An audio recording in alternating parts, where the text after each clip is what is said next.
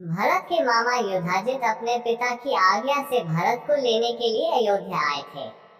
जय अयोध्या में पहुंचकर उन्हें बारात का समाचार मिला, तब वे भी जनकपुर जा पहुंचे। जनकपुर से लौटने पर कुछ दिन बाद राजा दशरथ ने भरत और शत्रुघ्न को कैकेयी देश भेज दिया।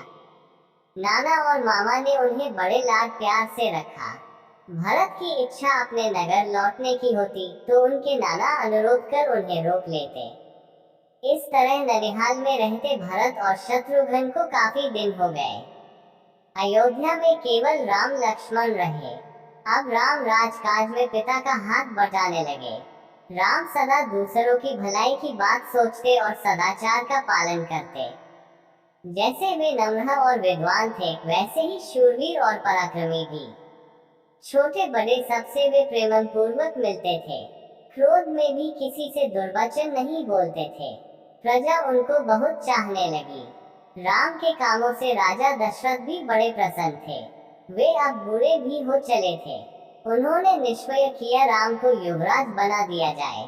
राजा ने मंत्रियों से सलाह की और कैकेयी और मिथिला नरेश को छोड़कर सब मित्र राजाओं को अयोध्या आने का निमंत्रण भेजा, जिससे उनकी सम्मति भी मिल जाए। निश्चित समय पर सभा भवन में आमंत्रित राजागण आ गए। अयोध्यावासी भी उपस्थित हुए। राजा दशरथ ने सबके सामने राम को युवराज बनाने का प्रस्ताव रखा। सबने एक स्वर से राम की प्रशंसा की और उनके गुणों का वर्णन करते हुए प्रस्ताव का समर्थन किया। राजा ने सबको धन्यवाद करते हुए कहा कि मैं कल ही राम का अभिषेक करना चाहता हूँ। आप लोग उत्सव में सम्मिलित हो। इस घोषणा के बाद उन्होंने सुमंत को भेजकर राम को सभा में बुलवाया। राम के आसन ग्रहण करने पर राजा दशरथ बोले, जनता ने तुम्हें अपना राजा चुना है। सावधानी से तुम राजधर्म का पालन करना और इस कुल की मर्यादा की रक्षा करना। सभा चिजित करके राजा दशरथ अपने भवन में चले गए। राम से एकांत में बात करने के लिए उन्होंने राम को फिर से बुलवा लिया। राजा दशरथ राम से बोले, बेटा, अब मैं बूढ़ा हो गया हूँ और राजकाज चलाने में अपने को असमर्थ पाता हूँ, न जाने मेरी आंखें कब बंद हो जाएं। भरत भी इस समय ननिहाल में है। मैं चाहता हूँ जनता ने तुम्हें राजा चुना है तो यह नेक काम मेरी आंखों के सामने संपूर्ण हो। ऐसे शुभ कार्यों में तरह तरह के विघ्न बाधाएं पड़ने का डर रहता है, इसलिए अत्यंत सावधान रहने की आवश्यकता होती है। तुम भी आज की रात सावधान रहना और संयम से भी रहना। राम उठकर माता कौशल्या के पास गए।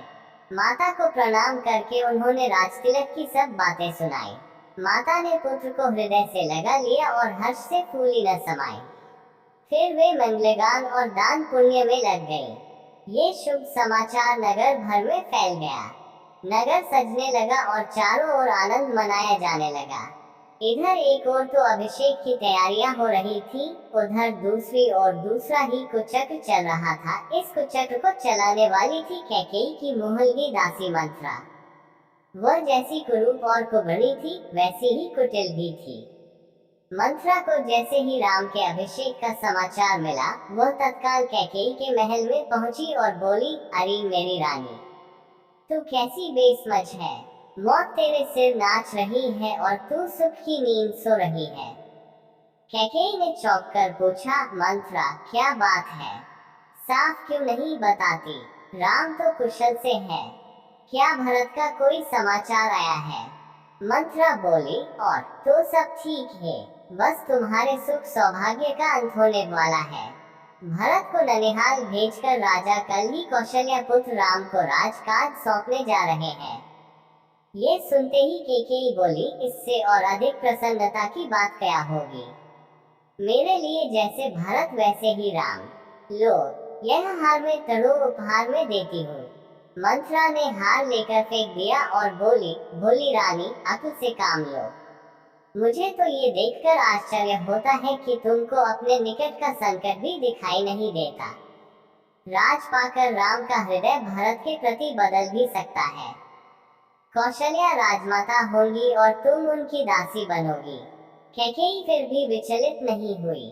तब लंबी सांस लेकर मंथरा फिर बोली, पगली रानी, राम के राजा होते ही भरत मारे मारे फिरेंगे।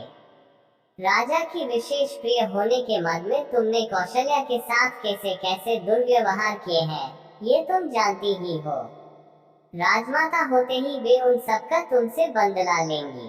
इस संकट से बचने का एक ही उपाय है कि किसी तरह राम को वन भेज दिया जाए और भरत का राज तिलक हो। अब कैकेयी की बुद्धि पलटी, अपना कार्य सिद्ध होते देख मंथरा बोली, रानी याद करो, एक बार शंबासुर के विरुद्ध इंद्र की सहायता करने के लिए महाराज गए थे। तुम भी पति के साथ गई थी। तुम्ही ने रण क्षेत्र में राजा के प्राणों की रक्षा की थी। राजा ने प्रसन्न होकर तुम्हें 2 वरदान मांगने को कहा था। वे दोनों वरदान तुमने अब तक नहीं मांगे, अब मांग लो। कोप भवन में जा बैठो और जब राम की सोनगत खाकर राजा वचन दे, तब एक वरदान से भरत को राजतिलक और दूसरे से राम को 14 वर्ष का वनवास मांग लो। कैकेयी ने ऐसा ही किया।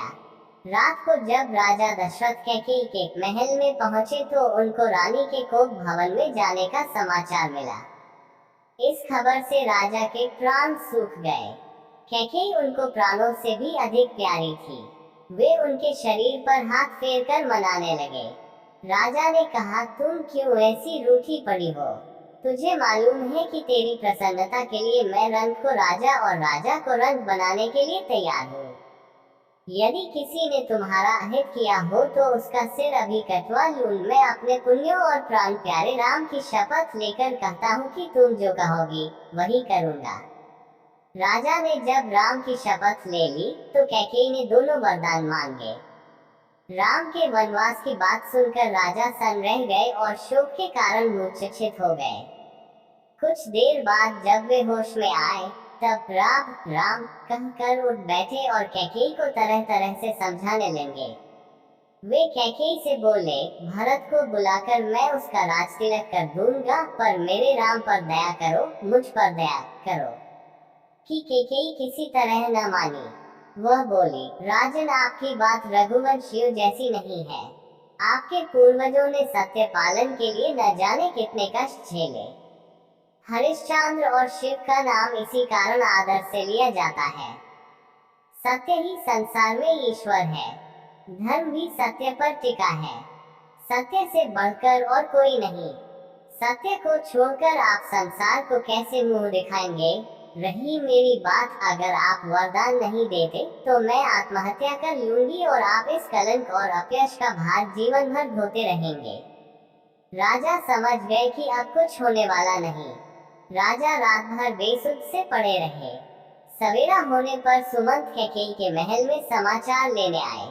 राजा की दशा देखकर वे समझ गए कि कैकेयी ने कोई कुचल की है। सुमंत ने कैकेयी से राजा के दुख का कारण पूछा। कैकेयी बोली, मैं कुछ नहीं जानती। राम को ही वे अपने मन की बात बताएंगे। राजा का संकेत पाकर सुमंत राम को बुलाने गए। थोड़ी देर में लक्ष्मण के साथ राम आ गए। राम को देखते ही दशरथ बेसुध हो गए और कुछ बोल न सके। तब कैकेयी ने राम को सब बातें बताई, अपने वरदान की भी बताई।